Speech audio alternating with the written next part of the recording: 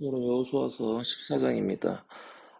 그 유명한 이산지를 내게 주소서라는 텍스트가 나오는 구절로 유명하죠. 갈렙입니다. 오늘의 인물은 이제 여기서 갈렙이 등장을 합니다. 우리가 이 갈렙에 대해서 좀 알고 가야 합니다. 갈렙은 유다 지파입니다. 그렇죠? 근데 보면 우리가 이제 그 앞서서 이제 땅 분배에 대한 이야기들을 쭉 했었습니다, 어제. 그리고 오늘 살펴볼 것은 이제 이런 지파들이 결국 이렇게 자리를 잡았다는 것입니다. 그리고 여기서 보시면 뭐 레위에겐 주지 않았다. 그러면 여기에 제일 핵심은 이스라엘 자손이 여호와께서 모세에게 명하신 것 같이 그 땅을 나누었다라는 것입니다. 가장 중요한 단어는 우리가 지금 이 여호수아서를 통해서 살펴보려고 하는 거는 이렇게 하면 하나님께 전쟁에 개입하고 뭐 이런 그런 좀 조금 다른 차원의 이야기들보다는 결국은 하나님께서 그 백성들을 그리고 이 백성들을 삼으시고 땅을 주시는 가운데서 결국은 우리에게 가장 중요한 건 하나님을 어떤 관계로 그러니까 믿음이잖아요. 그 믿음의 관계로서 이게 보는 것입니다. 믿음의 관계에서 해석을 해야지 이거를 지금 가지고 있는 여러 가지의 문제로서 이 접근을 하면 곤란한 점이 많습니다. 그 중에 하나가 헤렘, 즉 진멸에 대한 이야기죠. 이거는 계속해서 이야기를 하는 것은 자꾸 이런 거를 집중해서 한다는 거죠. 성경에 이렇게 써 있지 않느냐. 그러니까 지금도 그렇게 해야 한다. 이런 잘못된 사고가 이거 구약적 사고잖아요. 그러면 이 신약의 예수님의 그 사랑하라는 개념은 어디 갔습니까? 그러니까 여기 지금 제 2위 성자 하나 예수께서 내가 새로운 계명을 주겠더라고 해서 이 갱신된 개혁이잖아요. 갱신. 그건 새 언약이잖아요. 그럼 새 언약을 따라가야죠. 이 구약의 언약도 지키고 새 언약도 지키고 이런 개념이 아닙니다. 이걸로 갱신된 거잖아요. 우리의 계약이 모든 계약이 이걸 가지고 있다. 이렇게 갱신이 되잖아요. 그럼 갱신된 계약이 핵심이지 않습니까? 그러다 보니까 이 성경을 이 성경대로 한다라고 하는 건 성경이 이렇게 보여주는 우리의 그 흐름이 있습니다. 그리고 그 흐름은 결국은 예수 그리스도를 통한 우리의 구원이지 않습니까? 그 구원에서 그러면 제가 또 다시 한번 말씀을 드리지만 그럼 여기서 우리가 지금 보려고 하는 건 믿음이 도대체 뭐냐? 우리는 무엇을 가지고 믿음이라 할 수 있느냐라는 것이죠. 그 첫 번째는 믿음의 역사의 개념에서 우리가 생각을 할 때 핵심은 바로 무엇이다? 바로 모세에게 명령한 것 같이 행하여 그 땅을 나누었다. 하나님의 말씀대로 행하는 것, 이것이 믿음입니다. 그러면 자, 하나님의 말씀대로 행하는 것이죠. 말씀대로 행하는 것인데, 그러면 이것을 행하든 안 행하든 이루어집니까? 안 이루어집니까? 이루어지죠. 대표적으로 누구죠? 아간 같은 사람. 또 한편에서는 라합과 같은 여인들, 그리고 기브온 같은 족속들을 말하는 것입니다. 그런데 하나님의 역사하심은 그대로 진행이 됩니다. 여기에 아간은 안 된 거죠. 근데 라합과 기브온 어떻게 해요? 이 방향으로 왔지 않습니까? 그러니까 여기에서 가지고 있는 선민 사상 또는 뭐 하나님의 백성으로서의 택함 지금 이런 개념을 이야기할 수가 없는 것이죠. 특별히 오늘 이제 갈렙을 이야기할 텐데 갈렙에 대해서 여러분들에게 뭐 논문 하나를 좀 소개를 해드리겠습니다. 자, 제가 얘기하는 것보다 여러분 논문을 보시면 더 도움이 되겠죠? 갈렙은 여기 보면 그나스 족속의 여분네의 아들로 본래는 에돔 족속이라고 되어 있지 않습니까? 그렇잖아요. 지금 여기 보시면 에돔 족속이다라고 나와 있습니다. 에돔 족속. 어, 그런데 팔레스타인 남방에 겨져 있다. 많은 학자들은 갈렙 족속이 본래 그나스 족속의 일원이었는데 다윗의 통치하에 유다 지파로 병합되었다고 생각한다. 자, 그렇죠? 자, 여기에 대한 13번 풋노트도 여기 다 있습니다. 자, 이런 거를 근거로 해서 보면 이 갈렙은 이방인입니다. 그 지금 우리 이 뭐 선택 뭐 이런 거에 비하면 이방인이 지금 들어와 있잖아요. 그 여러분들도 참 잘 알고 있는 이방인 지금 누가 있습니까? 라합이잖아요. 라합은 결국 그리스도의 족보에 올라갔습니다. 그러면 이 지금 갈렙은 요구하죠. 그때 내가 이렇게 해서 정탐 갔다 왔다. 그리고 나서 약속받았다.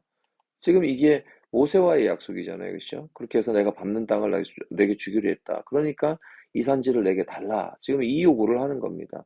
그러니까 믿음은요, 우리가 하나님의 뜻을 따라가는 것이다라고 하는 따라감에 대한 이야기라고 하면 한편으로는 요구함에 대한 말씀도 있다는 것을 우리가 기억해야 합니다. 이걸 누구를 통해서 알 수 있죠? 이걸 누구를 통해서 알 수 있냐면 바로 라합과 기브온을 통해서 알 수 있습니다. 그리고 우리가 여기에 지금 갈렙이 그렇구나. 갈렙은 이미 앞서서 이미 유다 핵심 지파잖아요.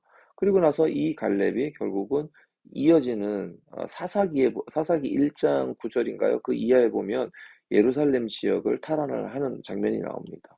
근데 여기서도 보면 자기가 40년에 그렇게 했고 지금이 85세고 뭐 45년 동안 내가 광야 생활을 했고 그러면서 이 얘기를 하면서 내가 감당할 수 있다라는 얘기를 합니다. 이게 지금 여기 감당할 수 있다는 얘기죠. 그러니까 산지를 달라. 이 믿음이라고 하는 것은 이렇게 1차적으로는 따라감입니다. 그 말씀을 듣고 계속 얘기하죠. 라합과 기브온이 어떻게 해요? 듣고 자신의 변경하고 그래서 따라가잖아요. 그런데 이제는 요구한다는 겁니다. 이미 기본은 요구했어요. 어떻게 해요? 전쟁 났다. 거기에 5개 왕이, 5국가 왕이 지금 우리를 쳐들어왔다. 우리 살려달라. 이렇게 요구를 하죠. 이런 요구. 그러면서 또 하나의 어떤 요구? 갈렙과 같은 요구를 한다는 것입니다. 어떻게? 이 산지를 내게 달라. 이렇게 했습니다.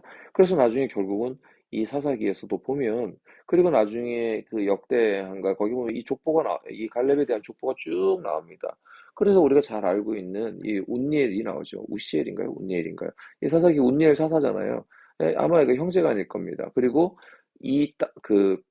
베들레헴이죠. 그 베들레헴을 뭐라 그러죠? 그 점령하면 내 딸을 주겠다. 그 내 딸이 누구예요? 우사였나요? 그랬잖아요. 근데 땅을 주겠다고 했는데 우사가 아, 뭘 달라 그래? 우물을 달라. 아주 되게 지혜롭죠.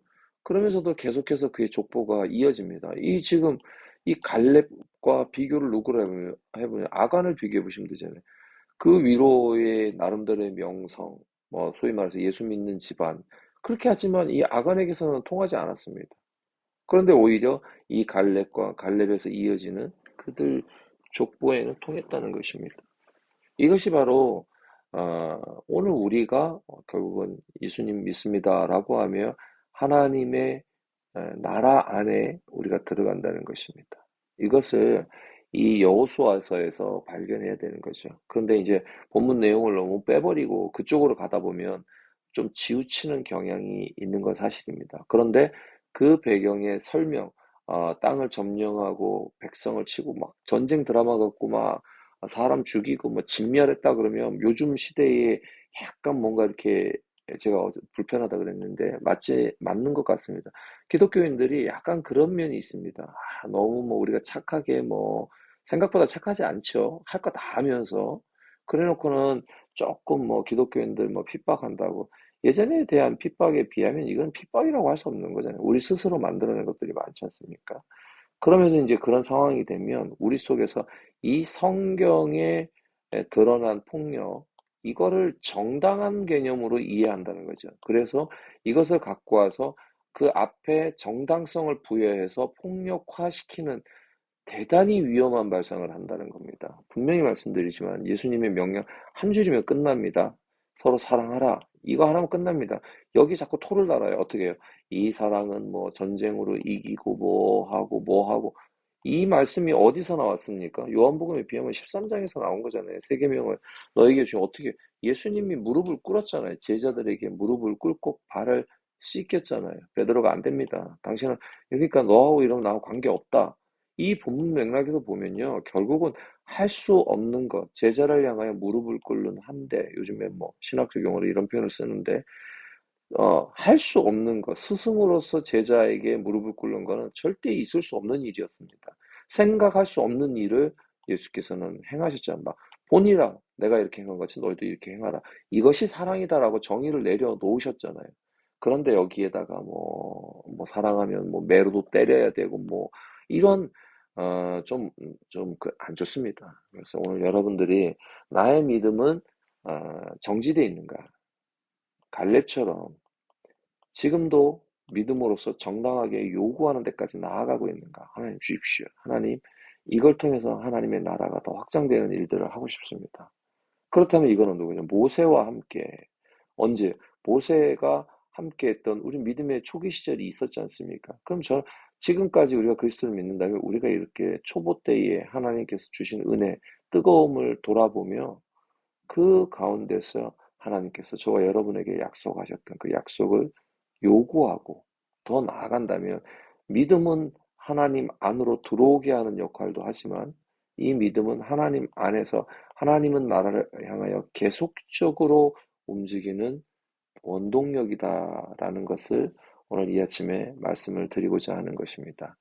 여러분들 이런 마음으로 또 집중해 주시고, 내일은 손두에 선 유다 지파와 갈렙에 대한 이야기가 나오죠. 여기 보시면 이렇게 해서 운일 가서 운일, 요 이야기는 그 사사기 1장하고 겹치는 건지는 뭐 또 내일 조금 연구를 해서 보면 되겠는데, 어쨌든 이렇게 유다 지파가 이렇게 지금 계속해서 여기서도 보면 어, 이쪽 지역을 점령했던 이야기, 그리고 그 사이에 갈렙이 회고가 이렇게 나와 있다는 거, 이렇게 나와 있다는 걸 통해서 결국은 여호수아서가 믿음의 관계로 살아가는 우리의 삶의 현장을 다루고 있다. 그들에게서는 땅을 차지하는 전쟁의 역사죠. 그렇다면 오늘 우리는 전쟁의 역사가 아니지만 우리 각자는 그렇게 전쟁을 치르던 매일의 삶을 살고 있지 않습니까? 그럴 때 우리는 그 매일의 삶을 하나님의 믿음 안에서 갈렙처럼 요구하고, 그것은 믿음의 정당성은 하나님께서 주신 것, 즉 모세와의 관계에서 주신 것, 이렇게 이해하시면, 그럼 오늘 그리스도께서 우리에게 말씀으로 주신 것, 그 말씀을 우리가 믿고 듣고 우리가 믿음으로 반응하는 것, 이렇게 정리하며 오늘 아침에 큐티를 마치고자 합니다.